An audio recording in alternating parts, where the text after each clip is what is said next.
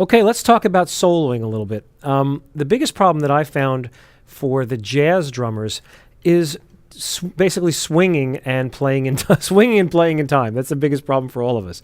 And you know, when I hear drummers play, sometimes the soloing sounds just really stiff.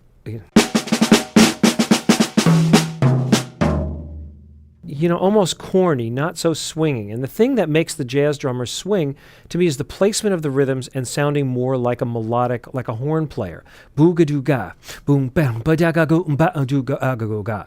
So the sooner that you as a drummer can learn kind of more swing rhythms on the drum set and be able to execute them in time, the better off you'll be and the better you'll be able to solo. For example, just being able to play the rhythms so that they make some sense in a swing style would be important.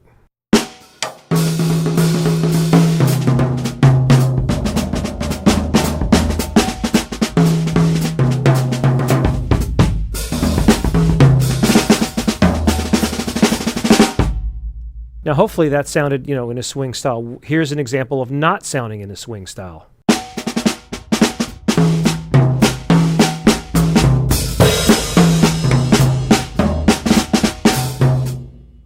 Out of time, not grooving, you wouldn't hear the great jazz drummer sound like that. Well, maybe, you know, on a bad day you might, but you want things to sound swingy. So I would work on trying to play eighth notes in a swingy, authentic style around the drum set.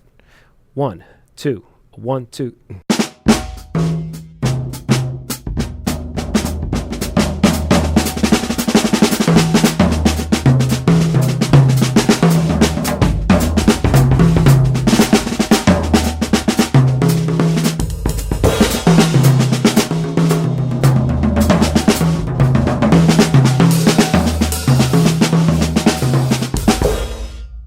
You get the idea. And something that's also helpful is to play the rudiments around the drums. Here's double strokes.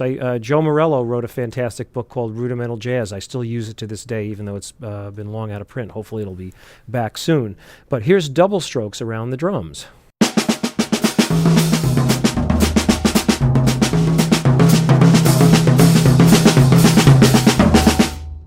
Something fun is to split the doubles and put one of the doubles on a tom-tom, like this.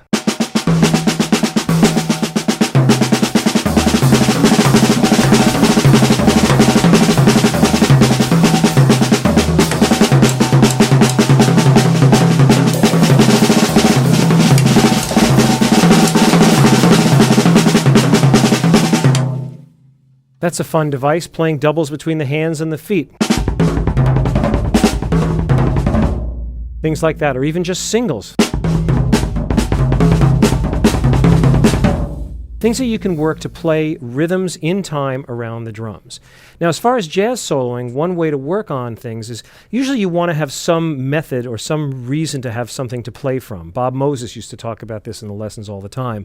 That it's nice if you have some sort of a guide. If you have a melody of a song that goes boop, boop, boo-doo, boo-doo-doo-da, say that's the song. When you're soloing, play the song. And you can play variations just on that rhythm.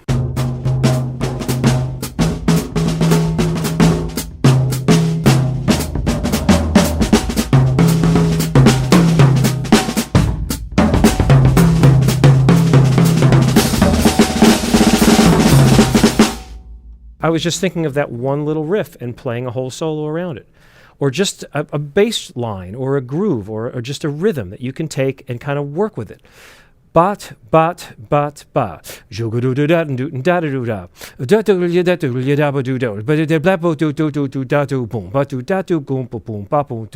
Make up all kinds of rhythms, so long as they're in time and they relate musically. A lot of jazz drummers do a call and answer. They play one phrase, and then they play another phrase around it. Jabba ba-doom, ba-bo-bo-bo-boom.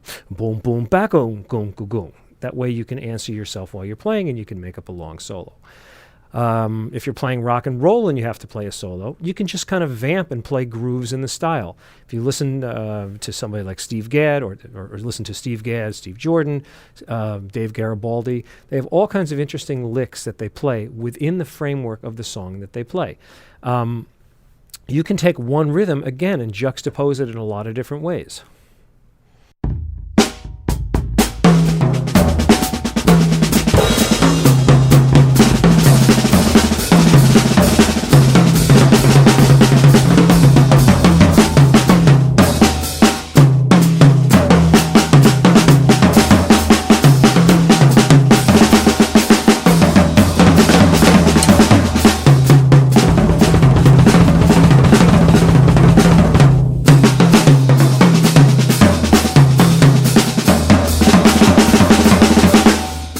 playing around, but keeping the groove and keeping time. That's the main thing. Tape yourself. Listen to yourself back. Analyze it. See if you're actually grooving, playing the figures, transcribe, work on different rhythms. Lots of material out there to work on, but the main thing is to concentrate on the subdivisions, being able to play in time and get a good sound and a good feel from the drum set.